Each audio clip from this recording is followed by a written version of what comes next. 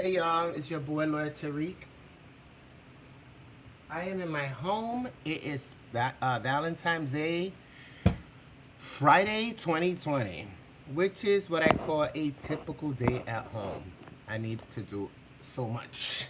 Um, Here I have always when I do my videos, I like my Team Pride shirt. I don't know, Team Pride. So today I wanted to bring to you Valentine's Day do's and don'ts because this is a Valentine's Day weekend.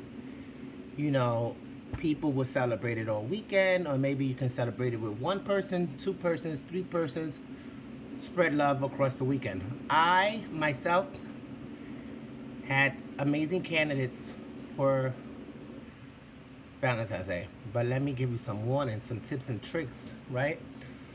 So since I was maybe 15 that I started knowing, learning other people and sharing and loving and caring, I've always had a Valentine's Day every year. It don't matter if I was locked up. It don't matter if I was in school. It don't matter if I was single. I've always had a fucking Valentine's Day. I don't know. I'm just that dude. I have more hoes than a phone book in Tokyo. So anyway, and with this 28 waist uh, and pretty face, that's why I've always had a Valentine's Day. But let me give you some tips and tricks on Valentine's Day. Uh, this year, I want to treat my Valentine's Day, the most special person in my life, with everything that I would give my significant other. So this year, I'm having a self Valentine's Day. So I thought, what can I give myself? I love myself so much. I'm not like gonna go run out and buy a car. I'm not gonna go out and run jump on a plane. I said I love myself so much, so I'm treating myself to being in the moment. Right now I'm making coffee, and I said, let me just be in the moment. I'm not rushing to get my mail. I'm not rushing to go to the market. I'm not rushing to go to the barber shop. I'm off for work. And I said, today I just want to love me. I want to love me like no one else has ever loved me. So that starts with a good old cup of coffee, right? This morning I had bacon and eggs, corned beef hash, toast, sunny side up eggs, ready to go. And I said, it's your day, Valentine's Day. As a matter of fact, I'm going to share something with you. My birthday, which is June 24th, I celebrate my birthday from June 1st to the 30th. The whole month, I'm celebrating my birthday. Is that crazy? 30 days of celebrating you. Why I do that? Because I could. I think outside the box. I'm a non-traditionalist. I wanted to just go on and say, be careful with Valentine's Day. Expectations of, what people want from you and vice versa. Because I got hit up by a lot of people, especially on Grindr, old Grindr dates that were like, hey, can we get up this weekend? I was like, if you're a booty call and if you're just friend with benefit, you're not coming here and getting a 7-course meal. If you're somebody I've been with for 8 years, 5 years, and you're struggling with another relationship and you have the day off, or oh, I can't see you on Valentine's Day, but I'll see you the day after, you do not serve a 7-course meal.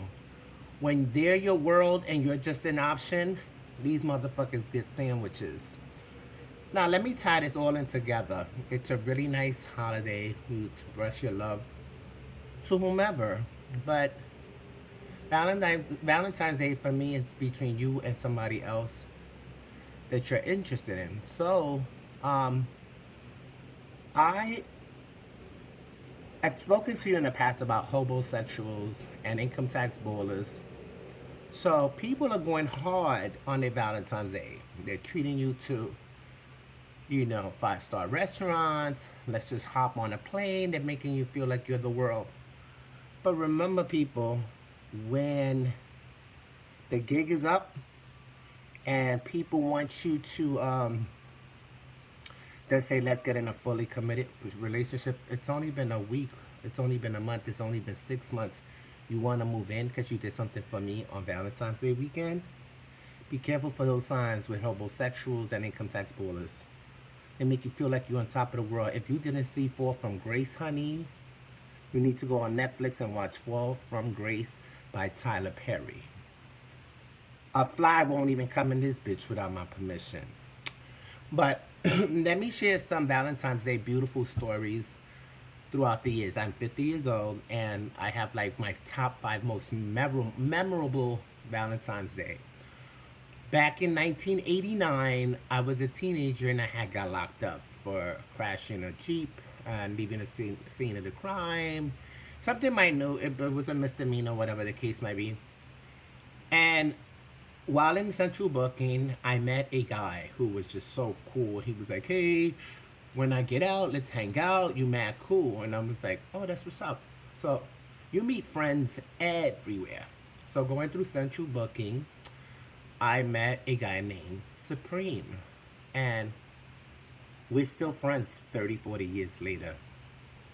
I kid you not, the kid looks like, oh my God, Terrence Howard. And anyway, so I remember it was Valentine's Day weekend, and neither one of us knew what we were. There was no labels, gay, straight, bisexual. We were just like cool. We was just cool.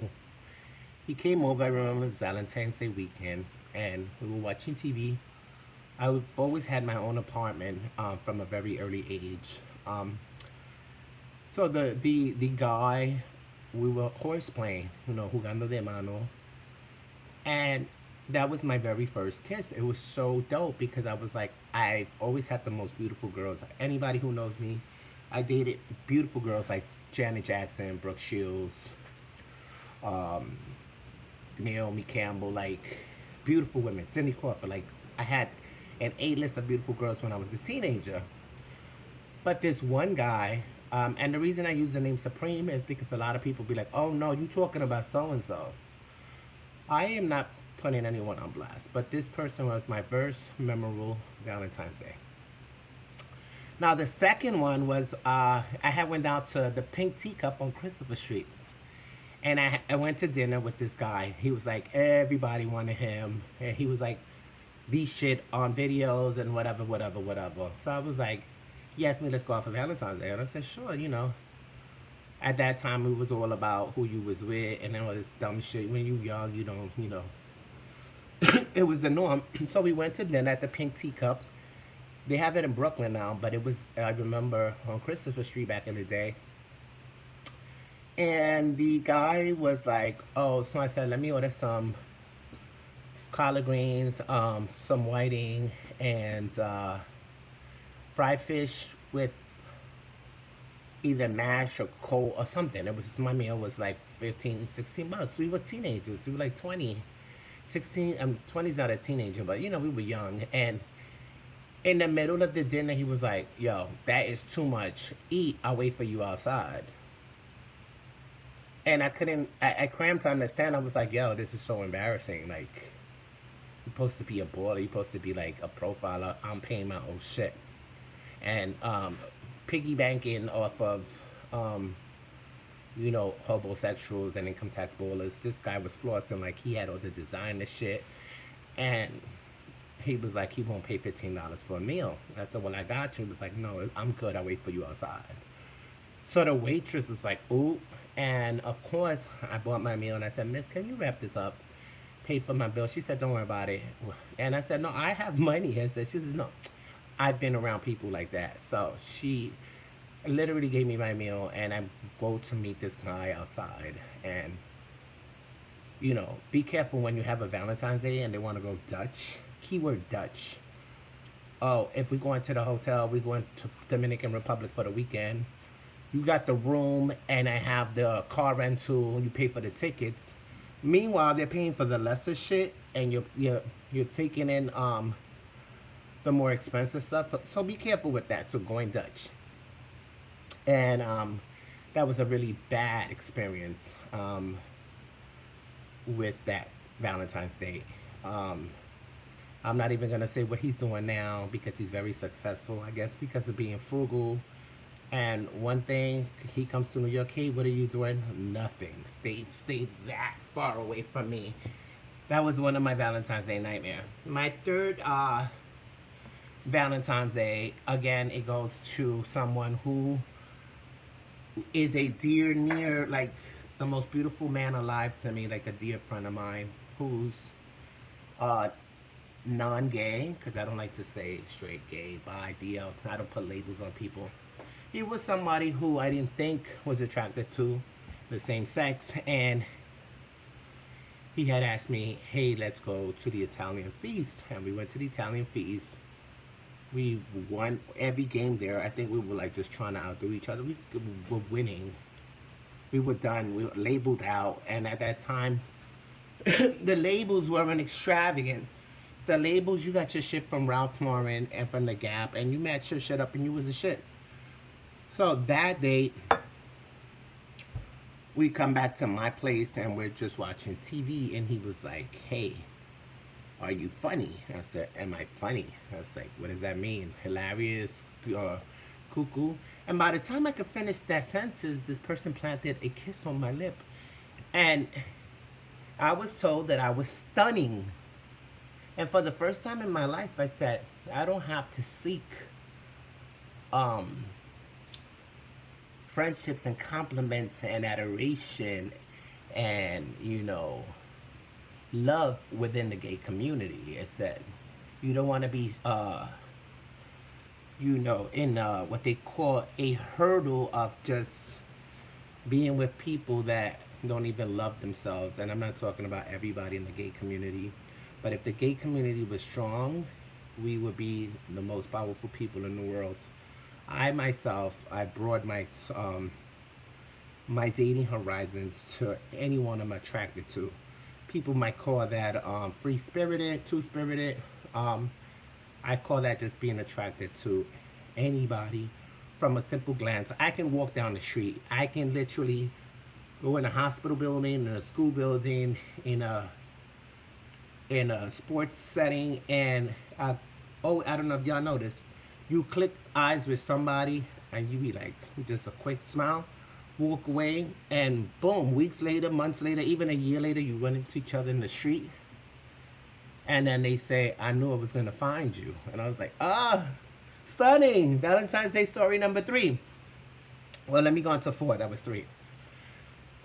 Number 4, Valentine's Day. I lived in Harlem, and I was in what you would call an unhealthy relationship for like 5-6 years. And the Valentine's was full of chocolate and liquor and restaurants and jewelry and beautiful shoes and luggages and handbags. And I was miserable. I wanted to show those things off, and my partner at the time would always be like, well, you can't go hang out with your family and your friends. If you're going to have all those nice things, it's just for me and you. Fuck everybody. Very controlling. So about 5 or 6 of those Valentines were living the life, but in misery. And I was just like, I cannot do this again.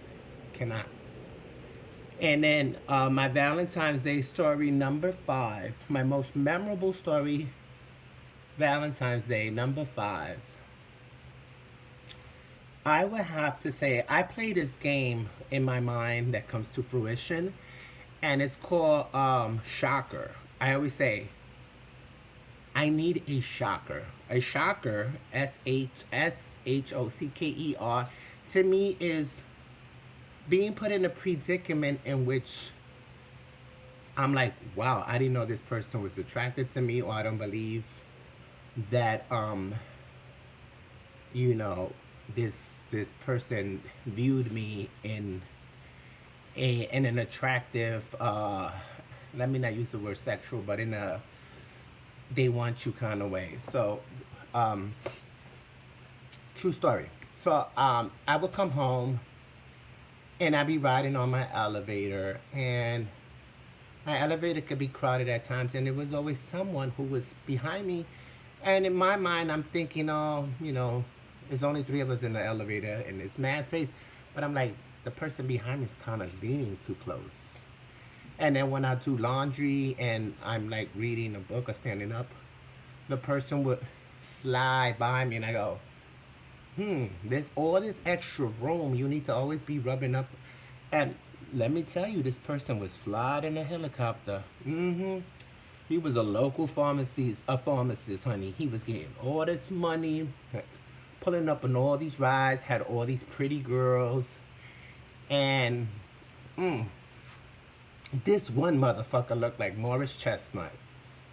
And yeah, like Morris Chestnut and Blair Underwood. And Morris Chestnut and Blair Underwood had a child. That's what this motherfucker looked like. Anyway, so at night, people would knock on my door. Not people, this one person. I didn't know this for weeks or months later. I would just hear people knocking on my door. I'm that type of person. I don't give a fuck who you are. You ain't getting in my apartment if you do not call. So long story short, this is kind of romantical too. This guy knocked on my door. I said, who is it? And he said, let's just call him something cute. He said, my name is Mookie. And I said, oh, what's up? What's good? What's going on? He came through with a bag full of money, sat that shit on my coffee table. He had 2 bottles of some dark liquor. I don't drink dark liquor. But he sat there and he's telling me, nah, I'm tight.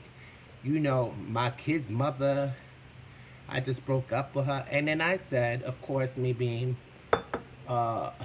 quick to judge, I said, what did you do? He goes, what do you mean, what did I do? He said, she cheated on me and she pregnant by this dude. I'm going way too much, putting on too much tea. But honey, when you on a YouTube channel and you want people to know what you're going through, because they be like, oh, I've been through a similar situation, you got to spill all the tea.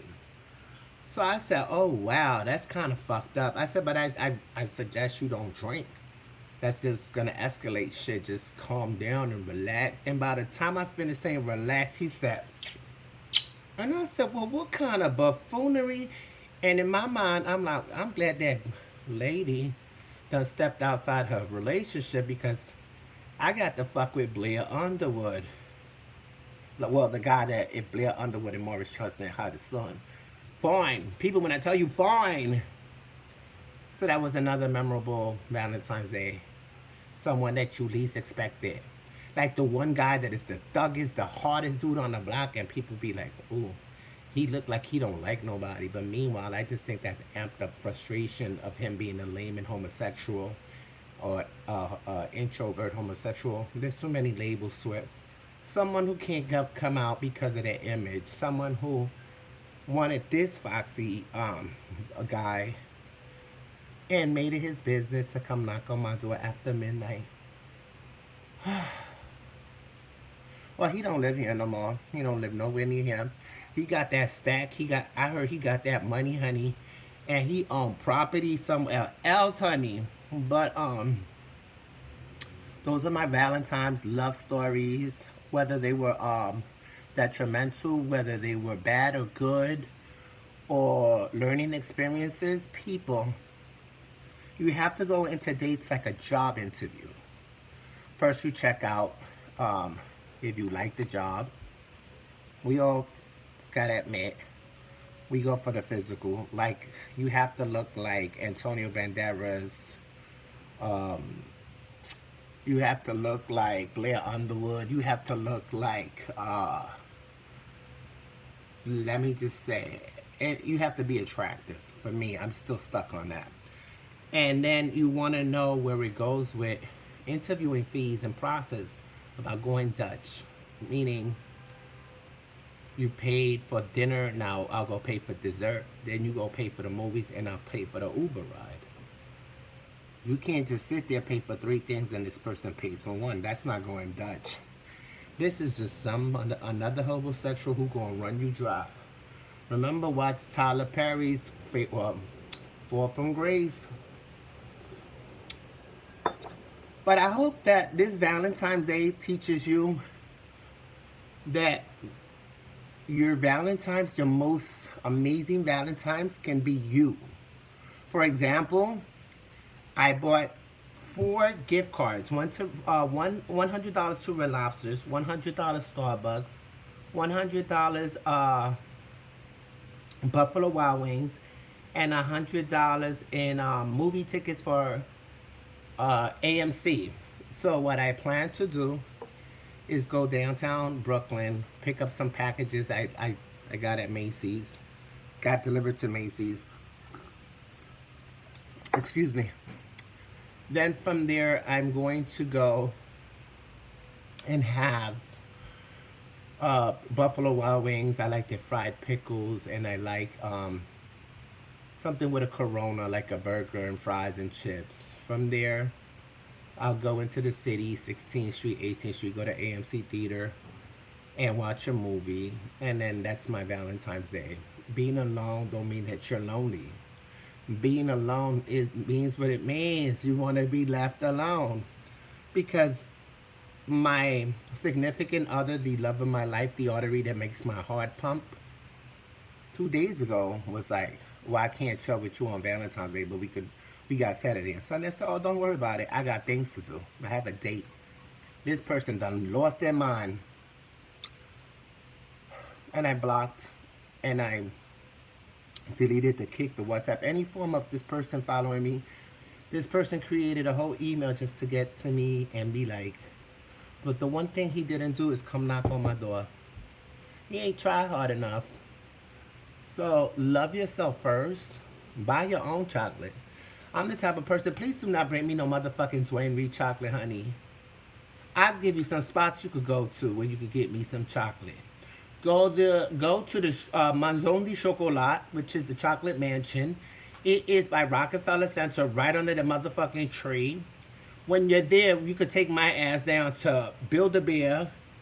I want to go to FAO Shorts. I want you to make me feel brand new. Please do not bring me a motherfucking teddy bear attached to some chocolate attached to some motherfucking wine. Now, don't give me no CVS Dwayne Reed bullshit. And again, I'm not taking away from that because there's some people who've gotten used to that since they were children, because those are the kind of chocolates I got as a kid. But as a grown man now and gainfully employed, I have a different palate for finer things. And I think for me, the Manzoni Chocolat, we can walk over to Louis Vuitton. Then we could walk our asses down 5th Avenue and get a hot dog right out of a corner. Well, I'm not doing that. But you follow me? It's what you like. And then for breakfast, I was ready. I told you I was prepping eggs with bacon and corned beef hash. Honey, it's too much work. That should have been his job to sit up in here. Because it will always be me waking him up to all this. And he's like, drawing a motherfucking... He was like, oh, you could draw me a bath with bubbles and Epsom salt. You get that every night. Let's do something different. Why don't you jump out of a plane? I'll jump out of a cab. Well, I'm 25 minutes in, maybe by the time I hang up. I just wanted to say, love yourself first, boo. You don't need an actual person to make you happy. Get a list of shit you want. I have a list that I want before my birthday. So on my birthday, all I have to do is travel. No more entertaining. I said I'm having a party of 6, which is my immediate family. We're grilling and chilling. And then that same evening, I plan to be in another country. Don't wait for Valentine's Day to do it. Don't wait for Christmas or your birthday. If you have the stack, you be an income tax baller. It's your turn to be taken care of. All right, y'all? Peace.